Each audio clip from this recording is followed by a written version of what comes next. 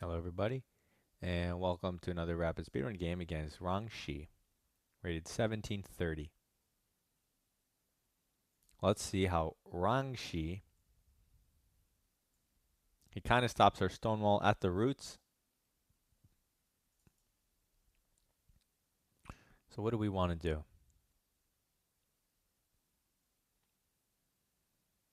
Well,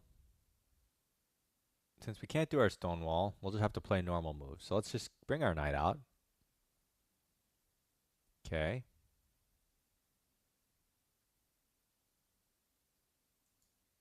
Hop our knight in e5, forcing him to move again.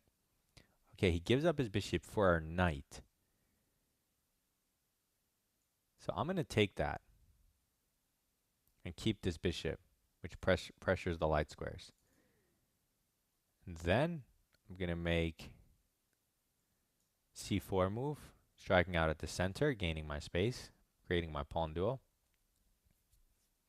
He allows it, allows me to even gain further space if I wanted, but let's develop a new piece.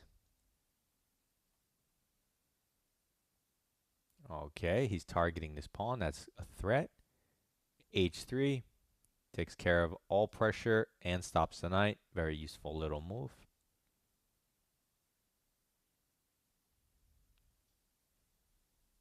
Okay, he develops his knight. Maybe he's setting up for some type of pawn break. It's possible.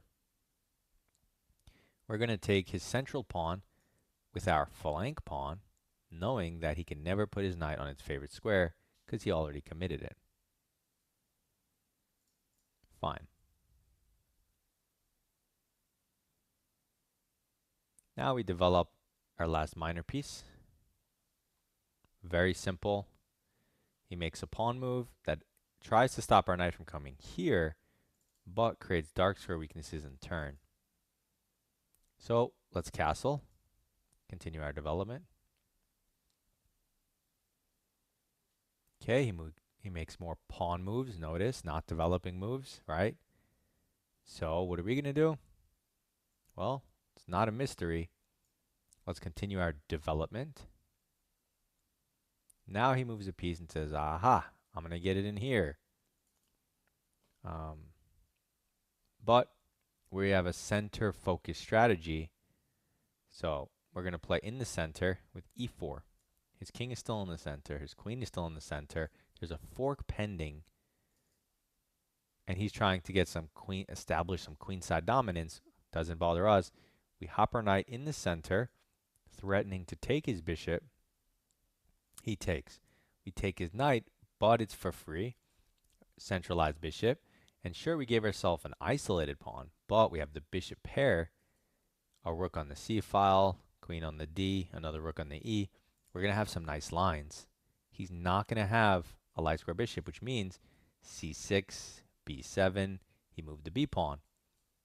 So he has nothing controlling the squares. We already have coordination, right?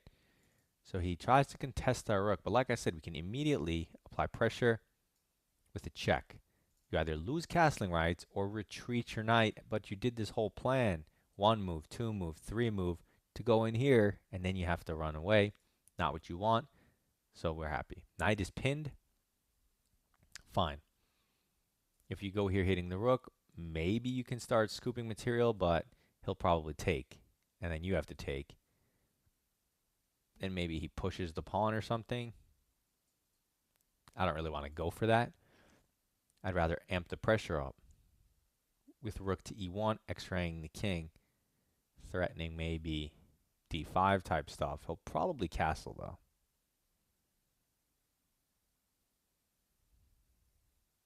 He's probably going to castle on like anything we do. So maybe we go d5 first so he can't castle comfortably. Because then we can just mess up his structure, which he can't really allow. And if he takes us first, well then we have check, kind of also ruining his castling. The downside is it gives his knight and bishop squares. And then he might also push. Well, pushing can't be good for him.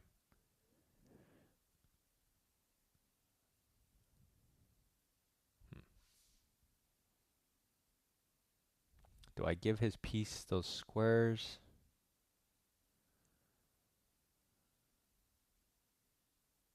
Yeah, I think I do. Because it also gives me some nice squares.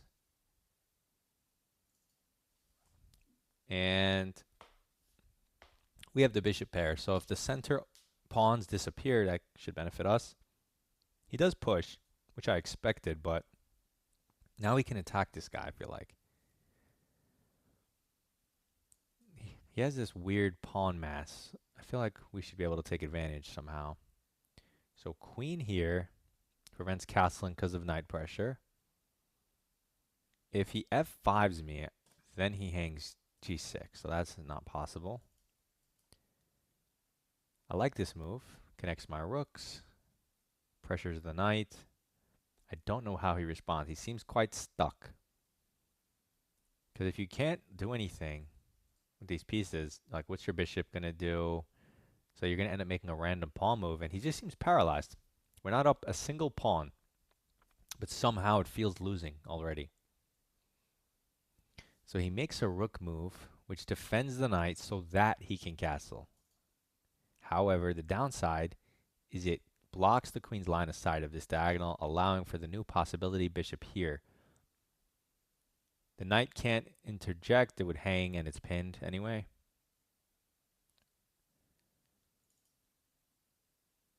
So bishop here should win material. And that just wins the game. Normal move like rook e1 with f4 ideas. Clearly strong, but not tactically winning on the spot. And there you go. You can see the power of the bishops, the power of the lines, and the king in the center on move 20. And he resigns. See, 20 moves. Resignation, a miniature. Very beautiful. Somehow there's an anonymous person in the analysis. Weird. So let's go over the game. We try to get a stonewall. He stops us. That's that. Right? We don't cry. We just adjust. So he goes back. And I was thinking, should I launch the h-pawn up the board? Threatening to trap it. But I mean, he's going to basically forcing the trade, right? Trying to get him to take so I can develop my queen. But I said, you know what? I could do that with the knight. Might as well do it with a developing move. Okay, we have no inaccuracies, 97. So a perfect game, but it was only 20 moves and kind of easy. But still, development and center. And now, normally you just castle. You play c4. Normal moves. But if I have a free move, sometimes I'll throw it in first. Now, knight e5 is not exactly for free because you don't win like a pawn or something.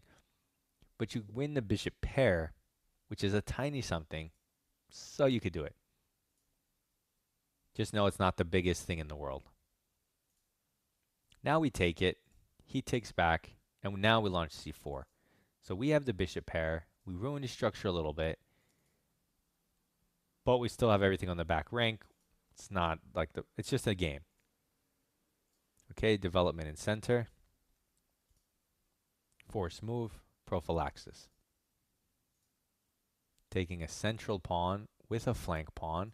Now you obviously don't have to do this. You can continue development, but he might make you waste a turn. It doesn't matter.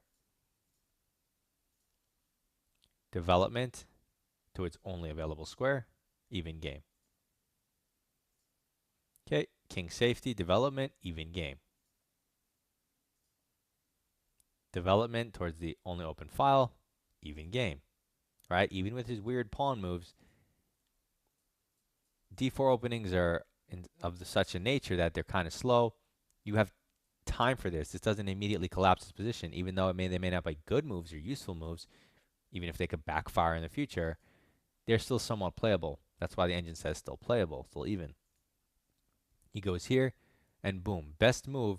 See, even though there's a lot of best moves like b3 and a4, even though they're the same eval, e4 like changes the position, the nature of the position, stops whatever queenside junk he's trying to do by being dynamic in the center because we can, because his king's here. So he has to take. He can't allow us to push further. And now force move for free because since the center is not going to be closed, his bishop's going to have a lot of scope. So now you definitely don't want us to take your bishop. He takes, we take for free, and from here on, we're +1 and better. So even though we have an isolated pawn, right? Notice how the engine says we're up +1. We're not actually up a pawn, but even though you think, oh, well, white has the worst position because of his weak pawn, we have the better position because this pawn is not weak. You can't attack it. The knight's too diagonal, which means it can never attack the pawn. Easily defended, so not a real threat. You can always jettison it, so not really weak. And we have the bishop pair and better lines, and he's safe for king, so we're better. He moves the rook, and boom, improve a piece for free. He blocks, and it's already +1.8. So his best move was to go king f8 and lose castling rights the rest of the game. The second he goes backwards, he not only ruins his own plan, but tethers and restricts his army so that he can't move, and that backfires. And so I had a feeling he was losing maybe a couple moves from now, and I'm glad I found best move by far, d5, because d5 is the move that messes up his castling, right? If you do other stuff, he's just going to castle next, and you'll be better, but it's still a 3-result game. You can easily mess it up. But let's, for example, queen f3, development, protecting. He castles just to show you. And although you have like a pleasant position, you don't have any threats. His king is entirely safe. He'll eventually unwind. And I mean, you have a knight's position, but it's not going to win you the game. So you don't want to miss your chance, is my point, to play d5 immediately, which, as you saw, he doesn't have a good response to. He's already losing, basically. They're saying maybe just castle and let me mess up your structure, which was my plan. And they're saying, hey, black, try to play this at +2. This is what was the point of my move, because this looks terrible and it is winning. So the engine wants him to let me do what I wanted to do. Not so good. So d5, he tries what I thought was the most human move, trying to bypass and keep things closed. But then it goes to +4 because of our extremely strong move, queen g4, best by a lot. And the point is clear. So if you just make a move like bishop b7, going for the pawn, you're only +1. If you want to maximize your advantage, which is the key is preventing castling. Then you go queen g4 at +4. It's not so you're winning the knight, it's just so he can't move the king because it needs to defend the knight. If he can't move the king, he can't get the rook in the game, and the queen and king are tied down to this point. The rook is physically obstructed, so has nowhere to go. The bishop is supposedly already on its best location, right? There's no legal moves that do anything. So they say his best move is to just give up his rook for the bishop because your rook's not going to in the game anyway. Might as well. But everything's losing, right? So he just makes a random move, and boom. Improve a piece for free at +5. Devastating. He resigns. Beautiful miniature. Very smooth. We even found our d5 opportunity. The key was preventing castling, which is where the move came from, why it popped up in the head, because his king was stuck in the center. So submit your rapid games in my Discord. Good luck and goodbye.